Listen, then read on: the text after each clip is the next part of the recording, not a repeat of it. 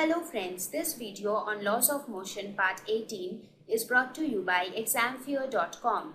No more fear from exam. Please make sure that you have watched all the videos from Part 1 to 17 before going ahead with Part 18. The problem says, calculate the force required for pushing a 30 kg wooden bar over a wooden floor at a constant speed. Coefficient of friction of wood over wood is 0.25. That means, let us suppose this is the wooden floor. This is a wooden floor and this is the wooden bar which is kept over the floor. This is the wooden bar. The mass of this bar is given as 30 kg and also the coefficient of friction of wood over wood is given as 0.25. That is, coefficient of friction is given as 0.25. It says what is the force required for pushing this bar over a wooden floor at a constant speed. So when I say constant speed would mean the acceleration should be equal to 0. For constant speed, acceleration should be equal to 0. Now, when will the body move at a constant speed? Just let us have a look. Let us say this is the normal reaction. This is mg, which is acting downwards. Now, let us suppose we apply a force F. A. This Fa is the value which we are supposed to find out. And now, when we push it along Fa, there will be a force of friction along this direction, which we denote by small f. Correct? Now, when we say that the body should move with constant speed, that means acceleration should be equal to 0. Now, this scenario will rise. That means the body will be at uniform velocity only when the net force on the body is equal to 0. So, only when net force is equal to 0. That means net force will be equal to 0 when Fa is equal to small f. That means the applied force is equal to the force of friction. Now we know that force of friction is equal to mu into n, right? So from this diagram, from the free body diagram,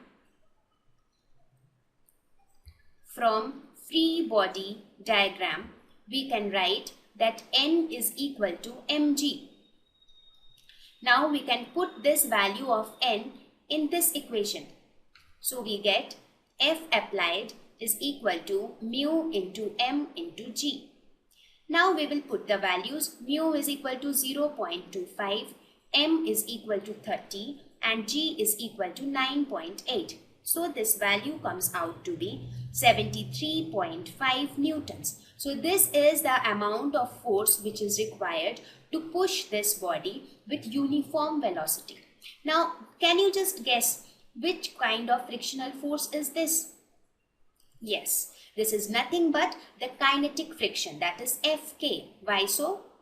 Because we are talking of moving the body at constant speed.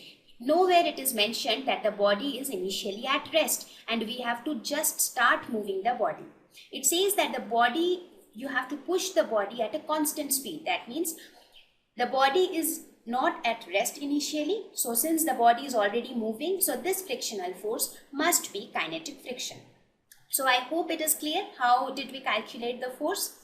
Now let us look at the second problem. It says an automobile is traveling at a speed of 54 kilometers per hour. If the coefficient of static friction between the tires and the road is 0.60, calculate the minimum distance in which the vehicle would be stopped. So, what are the values which is given here? Before that, let us draw the free body diagram. Let us suppose this is the vehicle, that is, this is the car. Now, this is the road on which the car is moving. Let us suppose it is moving with a speed of 54 kilometers per hour. Now, even in this case, there will be a weight acting downwards, which is mg. There would be a normal reaction force, which would be acting upwards.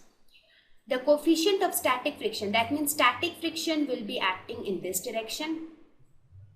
and the force which we will apply will act along this direction. So we have made the free body diagram. Now let us look what are the values which is given here. The initial velocity, which is given as 54 kilometers per hour, let us convert it into meter per second so that we then don't get any confusion with units later. So it would be 54 into 1000 divided by 60 into 60. So this will come out to be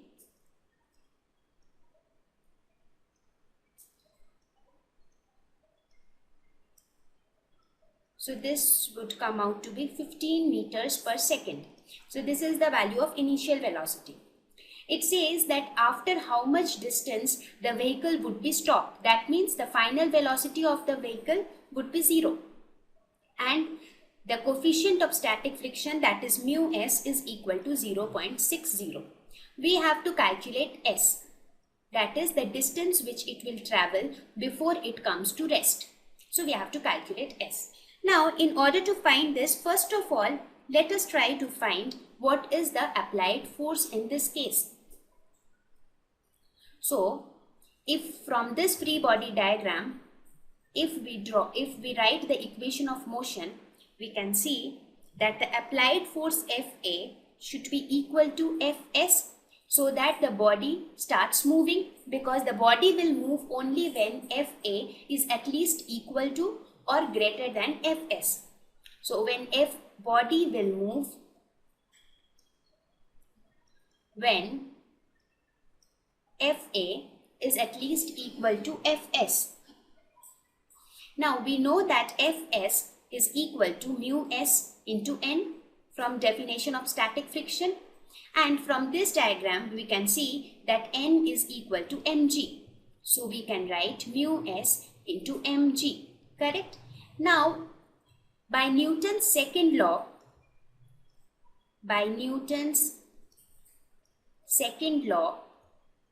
we know that when any force Fa is applied on a body, that Fa produces an acceleration A such that Fa is equal to mass into acceleration. So we will put this value of Fa in this equation. So we get, let us suppose the previous equation was Fa is equal to mu s into mg. Therefore, from this we get m into A is equal to mu s into mg. So m gets cancelled. Therefore, we get the value of acceleration as mu s into g. So this is the value of acceleration.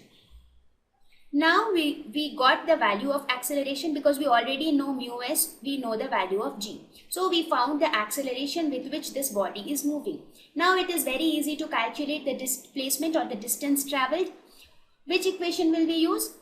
Yes, we will use the kinematic third equation.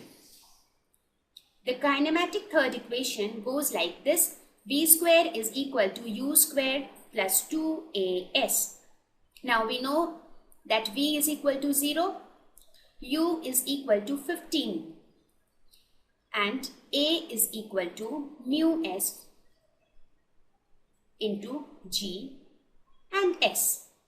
So from this we find s is equal to minus of 15 square divided by 2 into mu s into g. Now we put all the values, that is 225 divided by 2 into 0.60 into g.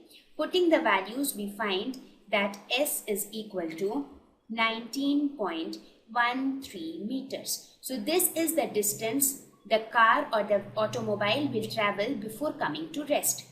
So if you observe carefully, the solving the numericals involves nothing but using the correct equations in correct situations. In this case, we were given that a body is moving with initial velocity this much, final velocity is 0. So you had to calculate the distance traveled. Now we know that we get all these quantities in kinematic equations, but we can get the value of s only if we know acceleration. Now to find acceleration, what did we do? We said that this body will move only when the applied force is at least equal to the force of static friction. That is, Fa is at least equal to Fs. Now Fs was equal to mu s into n. From the free body diagram, n is equal to mg. So mu s into mg. So using Newton's second law, this F was also equal to mass into acceleration. So we finally found the value of acceleration, and then putting all the values, we found that S is equal to 19.13 meters. Thank you. Visit examfear.com to watch free educational videos, try free online tests, get the best quality study materials, study from the best tutors and mentors, and much more. Thanks once again.